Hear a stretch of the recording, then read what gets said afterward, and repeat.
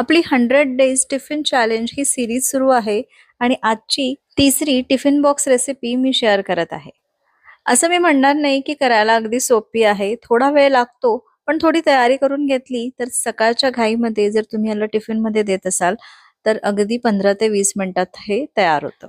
शिवाय याला तुम्ही लंचमध्ये, डिनरमध्ये, ब्रेकफास्टमध्ये कधीही खाऊ शकता. तर आज आपण बनवत आहोत मुलांना आवडणारे टॅकोज, तेही घरी असलेल्या साहित्यामध्ये आणि अगदी सोप्या पद्धतीने. चला तर रेसिपीला सुरुवात करूया. हॅलो, नमस्कार. मी सोनल मेजवानी बाय सोनलमध्ये तुमचं खूप खूप मनापासून स्वागत करते आणि आजची टिफिन रेसिपी, तिसरी टिफिन रेसिपी सुरू करूया. जरी ही तिसरी असेल तरी याआधी मी ढोकळा शेअर केलेला आहे. तर तो ढोकळा पण तुम्ही टिफिनमध्ये किंवा आपल्या या सीरीज मधले तर रेसिपीज तुम्ही टिफिनमध्ये नेऊच शकता. पण या व्यतिरिक्त पण आपण असे पदार्थ करतो की जे आपण टिफिनमध्ये सुद्धा नेऊ शकतो. ही सीरीज तर तुम्ही फॉलो कराच, पण चॅनलवरचे सगळ्या रेसिपीज नक्की बघा. चला तर रेसिपीला सुरुवात करूया. तर मी इथे राजमा भिजत घातलेला आहे. तर मी रात्रीच हा राजमा भिजत घातला किंवा 7 ते 8 तास हा भिजत घाला. त्यानंतर यामध्ये हा राजमा बुडतपर्यंतच एवढं पाणी घालून याच्या शिट्ट्या काढून घ्या. म्हणजे यामध्ये ना जास्त पाणी नको आणि राजमा पण चांगला शिजला पाहिजे, अगदी सॉफ्ट झाला पाहिजे, पण पाणी अजिबात जास्त नको. तर राजमा बुडतपर्यंत किंवा त्यावरती 1 ते 2 सेंटीमीटर इतकं पाणी ठेवा आणि चांगलं मऊसूत याला शिजवून घ्या. त्यानंतर यातलं सगळं पाणी काढून घेऊ आणि आता या राजम्यामध्ये आपण कांदा, कोथिंबीर, लिंबाचा रस, धणे जिरे पूड, तिखट, मीठ, हळद हे सगळं घालायचं आहे आणि याला छान मॅश करून घ्यायचं आहे. यामध्ये तुम्ही थोडासा किसलेलं आलं सुद्धा घालू शकता. तर हे बघा, हे अगदी छान असं मॅश झालं पाहिजे आणि यामध्ये तुम्हाला वाटत असेल तर थोडासा बटाटा सुद्धा घालू शकता. पण आज आपण हे थोडाशा हेल्दी वेने बनवत आहोत.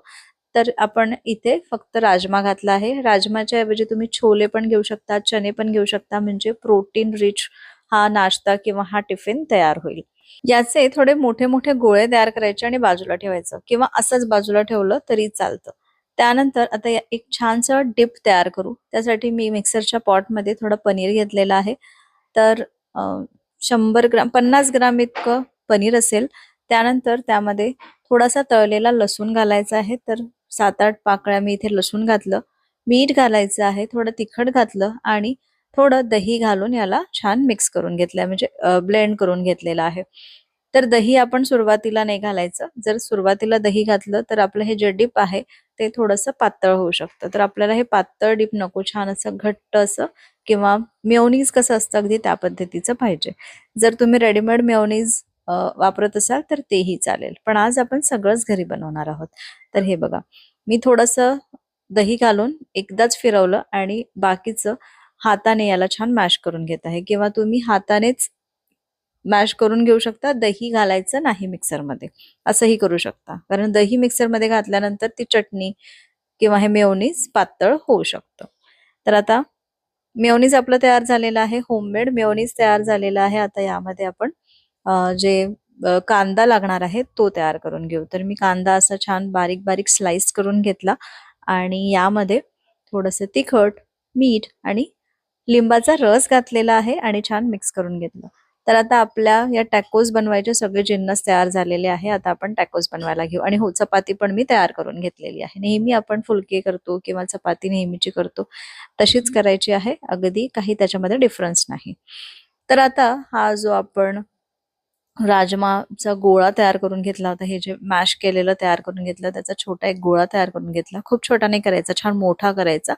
म्हणजे आपण पुरण भरतो ना, तसा अगदी मोठा गोळा असतो तसा भरायचा, तसा घ्यायचा. त्याचा गोल आकार करून इथे तव्यावरती थोडंसं बटर घातलेलं आहे.